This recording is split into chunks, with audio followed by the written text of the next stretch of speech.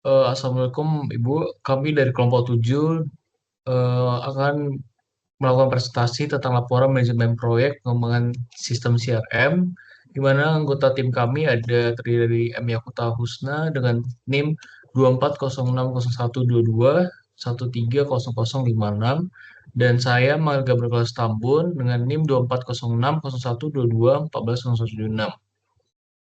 Presentasi ini merupakan bagian dari integral dari mata kuliah manajemen proyek. Selanjutnya adalah overview proyek dan critical path, di mana pada sesi ini kami akan menyajikan gambaran umum proyek serta analisis jalur kritis atau critical path method. Proyek pengembangan sistem CRM ini melibatkan serangkaian aktivitas dengan durasi ketergantungan yang telah kami petakan secara cermat. Sebagai contoh, aktivitas A, yaitu analisis kebutuhan, memiliki durasi 3 hari dan tidak memiliki aktivitas pendahulu serta memanfaatkan sumber daya SD1 dan UI. Berdasarkan analisis CPM ini, kami mengidentifikasikan dua jalur utama.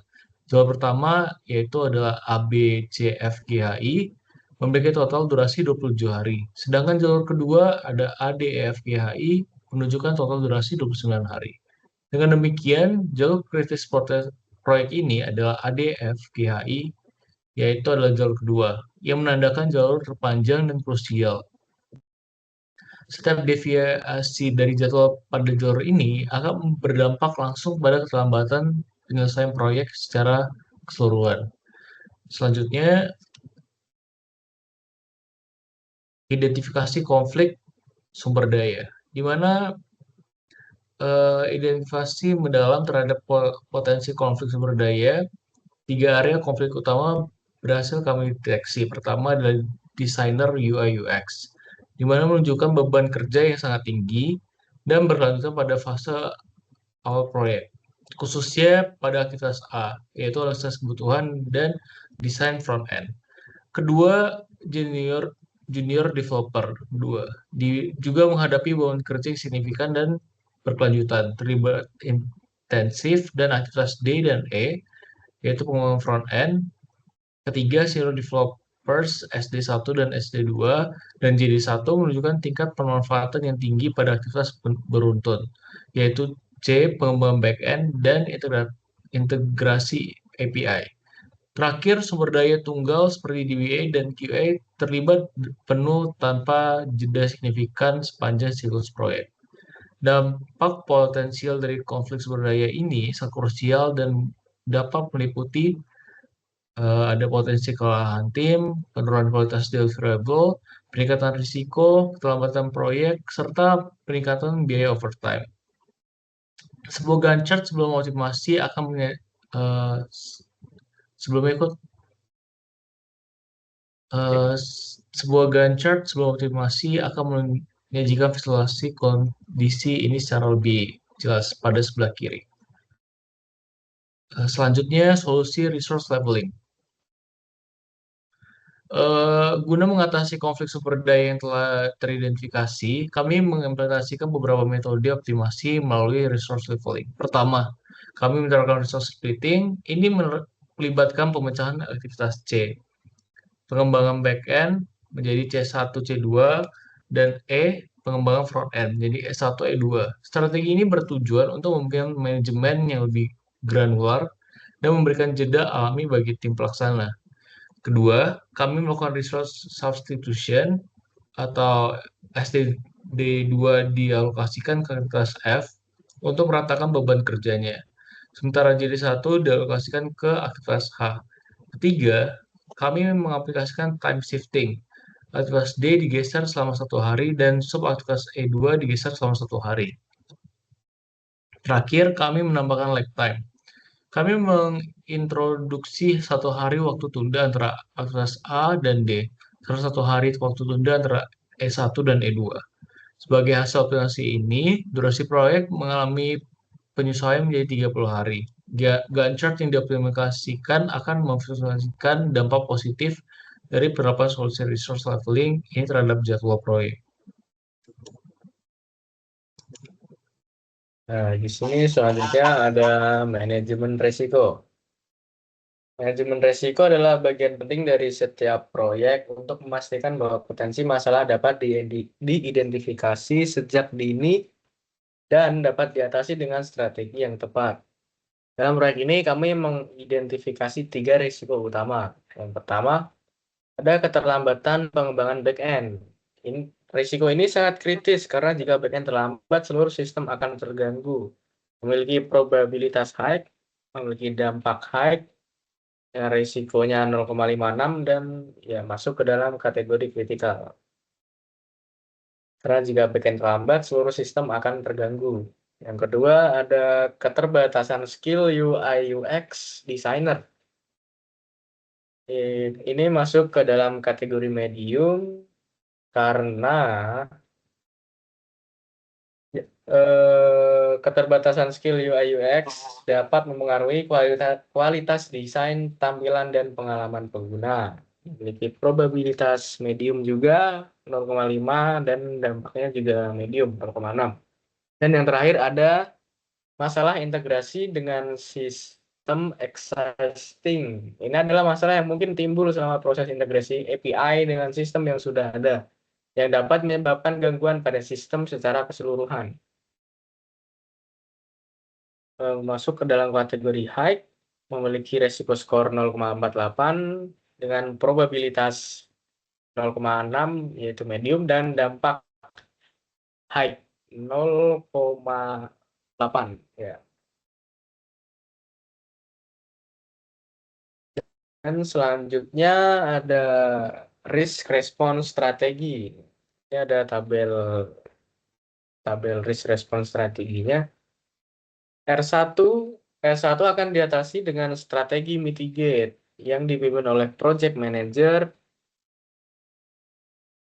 dan memiliki timeline throughout project, seluruh project, dan budget impact-nya bertambah 10% dari biaya pengembangan.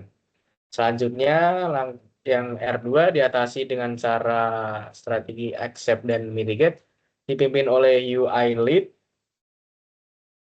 dan memiliki timeline selama minggu 1 sampai 2. Dampaknya terhadap anggaran adalah menambahnya 5% biaya desain. Dan yang terakhir, R3 dapat diatasi dengan strategi mitigate, dipimpin oleh technical lead, timeline sendiri selama minggu 3 sampai 4 dengan dampak anggaran sebesar namanya 15% dari biaya integrasi. Nah, strategi mitigasinya sendiri R1 dengan cara buffer time, cadangan sumber daya, pemantauan progres rutin. Yang R2 ada backup resource dan pelatihan cadangan. R3 perencanaan pengadaan lebih awal atau dengan vendor cadangan.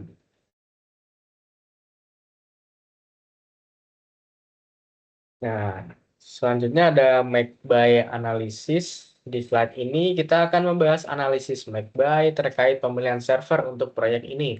Kami membandingkan 2 opsi utama, yaitu yang pertama, membuat server sendiri atau make. Yang kedua, ada membeli server dari vendor atau buy. Yang pertama, make server. Opsi ini memerlukan biaya lebih tinggi di awal, tetapi dalam jangka panjang bisa lebih murah jika server tersebut digunakan untuk beberapa proyek. Keuntungan lainnya adalah kontrol penuh atas kualitas, namun ada resiko lebih tinggi terkait dengan desain.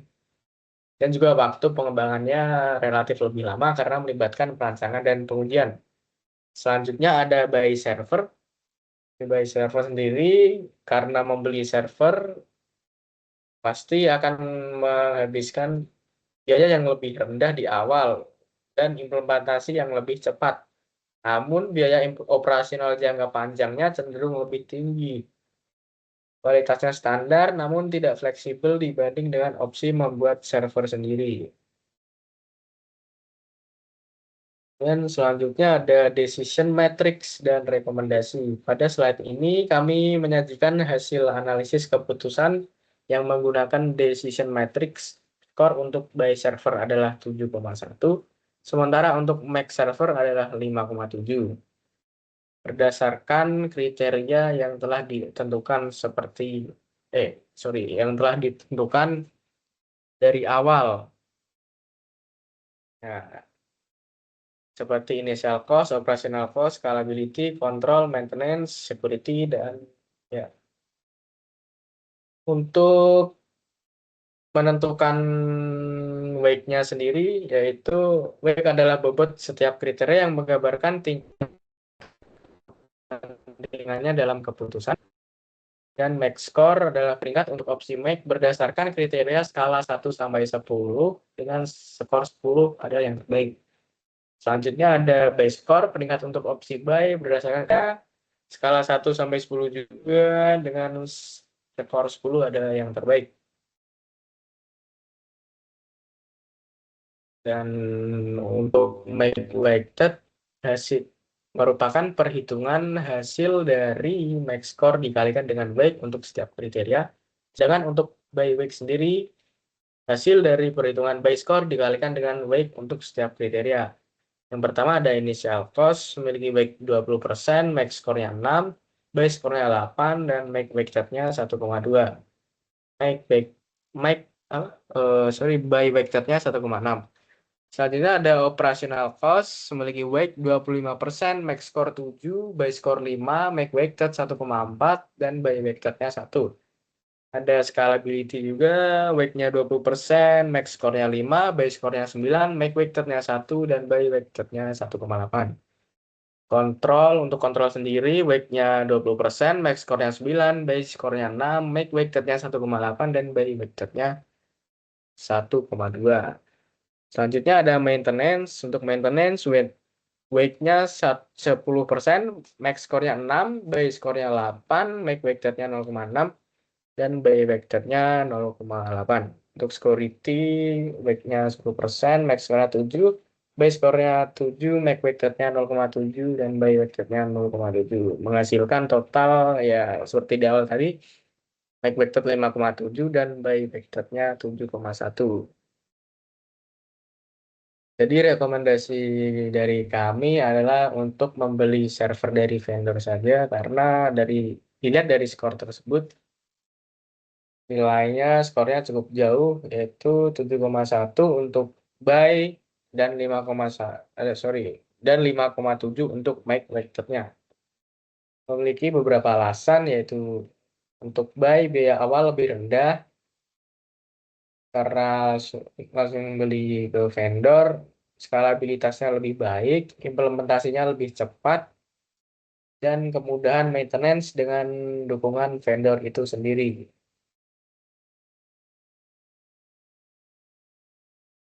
Nah, demikianlah presentasi dari kami mengenai proyek pengembangan CRM yang mencakup analisis jalur PTC, optimasi sumber daya, manajemen risiko, serta keputusan strategis dalam pemilihan server. Kurang lebihnya, mohon maaf jika ada salah kata dari kami berdua. Terima kasih. Wassalamualaikum warahmatullahi wabarakatuh.